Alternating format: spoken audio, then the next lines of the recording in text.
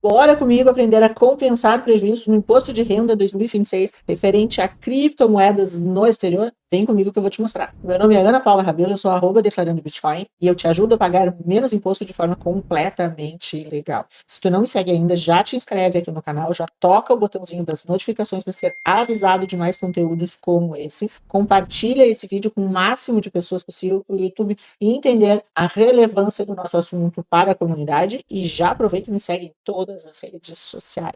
Nós já falamos em diversos vídeos, temos diversos conteúdos tratando da compensação de prejuízos em cripto no exterior. Sabemos, e é importante isso, que até 31/12/2023 não havia compensação de prejuízos na alienação de criptoativos. A partir de janeiro de 2024, passamos a ter a previsão legal de compensação de prejuízos no exterior, com o advento da Lei 14.754 de 2023. O nono da Lei das Offshores, nós temos na seção 4 a compensação de perdas, que diz basicamente que a pessoa física residente no Brasil pode compensar perdas realizadas em aplicações financeiras no exterior. Isso é no artigo 3º, com rendimentos de aplicações financeiras no exterior, lá na ficha da DAA, no mesmo período de apuração, desde que isso seja comprovado por documentação hábil e idônea. A lei traz ainda a possibilidade de carregar esse prejuízo para os períodos subsequentes. Por exemplo, ela traz lá que no fim do período, se ainda houver perdas não compensadas,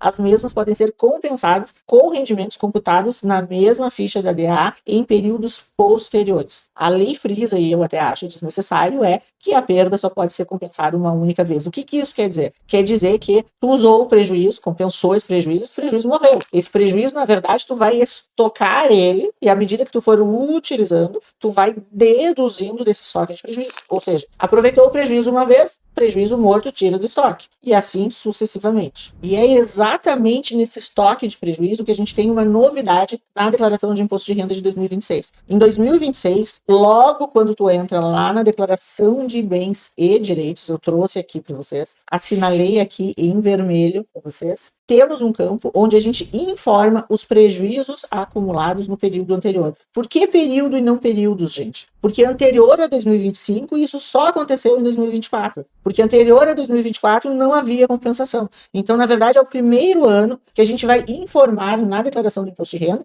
que a gente tem um estoque de prejuízo do ano anterior. E esse estoque de prejuízo ele vai ser informado justamente nesse novo campo aqui da declaração. Logo que a gente entra na ficha de bens e direitos lá na declaração, tem aqui um campo onde tu vai assinalar se positiva a resposta, que é possui perdas a compensar de acordo com a Lei 14.754, artigo 9º. Então, se tu é daqueles que teve prejuízo no ano anterior, esse prejuízo foi declarado, apurado, e tu tem de fato documentação hábil para isso, tu vai informar aqui nessa caixa um X, informou na caixinha que tu tem o prejuízo, tu vai informar aqui, com sinal positivo, o valor desse prejuízo a compensar. Eu aqui utilizei de exemplo 1.000. Então, informei aqui nesse balão R$ 1.000 de prejuízo a compensar. O que ele vai fazer com isso? Ele vai simplesmente pegar esse prejuízo a compensar e deduzir da tua base de cálculo do imposto desse ano. Acompanharam aqui comigo? Em suma, é isso. Vamos em frente. Eu sei que tem gente aqui que vai me perguntar e já está se confundindo, porque eu estou respondendo isso na caixinha todos os dias. Ah, mas como é que eu vou informar lá? Não está calculando direito? Como é que eu informo o prejuízo que eu tive esse ano? Gente, lá naquela tela que eu mostrei para vocês, tu informa o prejuízo que tu trouxe do ano passado. O prejuízo desse ano. Vamos nos ater agora ao prejuízo desse ano. No prejuízo desse ano, tu vai registrar lá em campo adjacente em bens e direitos. Eu vou mostrar aqui para vocês um exemplo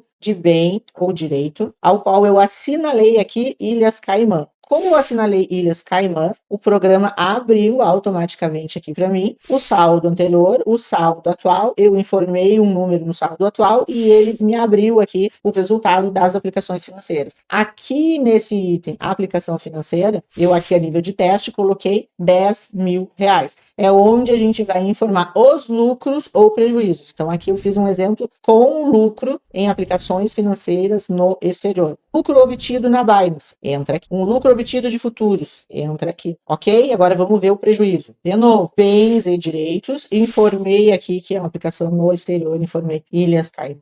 No momento que eu informei Ilhas Caimã, ele automaticamente me abriu o campo adjacente ao bem e direito para me informar se eu tive lucro ou se eu tive prejuízo. E agora sim, eu vou informar aqui a título de teste um prejuízo. Então, a título de teste, eu informei R$5.000. Para o programa saber que isso é um prejuízo, tem que colocar o sinal de menos. Então, eu coloquei menos R$5.000. Esse é o prejuízo aqui obtido. E aí, eu estou escutando os mais variados problemas, inclusive pessoa que quer colocar lá no saldo anterior um prejuízo de 1.000, por exemplo, e quer ver deduzido do seu imposto 1.000. Na verdade, aquele valor lá da tabela 1, onde a gente informa o prejuízo anterior, o prejuízo que a gente está carregando de 2024, aquele valor, ele vai deduzir na base de cálculo, não é no imposto efetivo. E as pessoas estão me trazendo diversas situações onde elas dizem, mas ele não calculou certo. Eu informei o lucro, ele não calculou o imposto. Eu informei o prejuízo, ele não deduziu. Gente, o programa é matemático, isso é um algoritmo. Então, quem está na dúvida de que se foi calculado certo, vai ter que dar uma olhada lá na memória de cálculo. A memória de cálculo guardada dentro da declaração do imposto de renda acerca do cálculo dos lucros e impostos obtidos, lei das offshores, bem como dos prejuízos compensados, tem que emitir o relatório para a conferência. Uma vez de posse do relatório, não tem erro. Sai ticando. Ó, esse aqui tá certo, esse aqui não tá certo, esse aqui realmente eu informei, até tu achar o que tá te ocasionando o erro. Mas certamente tu vai achar. Se tu pegar linha por linha do que tá lá no resumo, tu vai ver o que o programa tá calculando. A partir disso, tu consegue verificar se tu colocou uma linha mais em vez de direitos, se tu esqueceu um valor negativo. Ali tu vai identificar. A gente chama isso de um processo de conciliação, né, gente? Como é que emite esse relatório para a conferência? Vai lá no início da declaração de imposto de renda, entra lá no imprimir e imprime a declaração toda. Gera esse PDF da declaração inteira. Gerado esse PDF da declaração inteira, tu vai procurar essa ficha que eu vou te mostrar. Tá aqui a ficha, gente. Essa ficha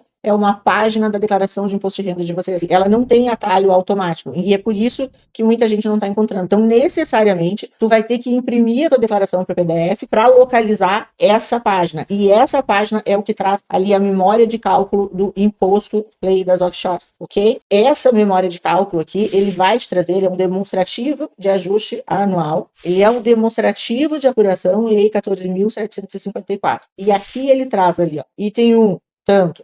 Item 2, tanto, ele vai te trazendo linha a linha, a base de cálculo e o imposto. A base de cálculo e o imposto. O prejuízo a compensar. O prejuízo de 2024. Ele vai trazer isso linha por linha. E aí é matemático. Olhando essa memória de cálculo aqui, tu tens como identificar aonde que tu errou. Mas uma coisa é fato. Tu errou em algum ponto se isso não está fechando com as tuas contas. O sistema é matemático. Verifiquem aqui comigo, ó.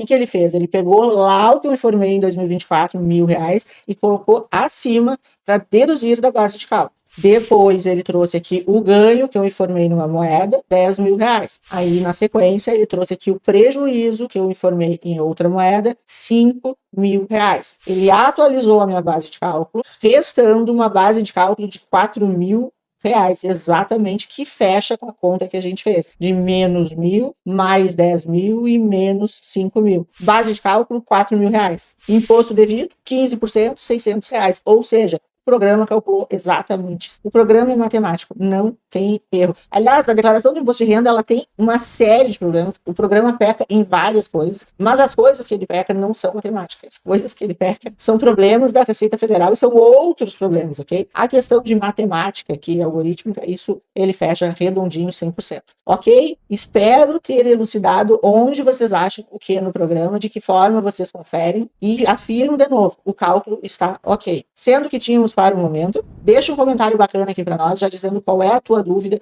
para a gente trazer esse conteúdo para ti aqui ainda em tempo da tua declaração de imposto de renda. Se tu não me segue ainda, já te inscreve aqui no canal, compartilha esse vídeo com o máximo de pessoas possível, para o YouTube entender a relevância do nosso assunto para a comunidade. Se tu quiseres aprender a fazer a tua declaração de imposto de renda com a gente, te convido a conhecer a comunidade Declarando Bitcoin.vip. Lembrando também que o nosso e-book 2026, Como Declarar Bitcoin e Outros Criptoativos no Imposto de Renda 2026, foi lançado. Já vou deixar aqui o link também. E óbvio que se tu quiser eu fazendo a tua declaração de imposto de renda, acessa aqui o atendimento, fala com a Nath, agenda uma consulta comigo e a gente vai conversar, ok? Gente, um beijo grande e até a próxima semana.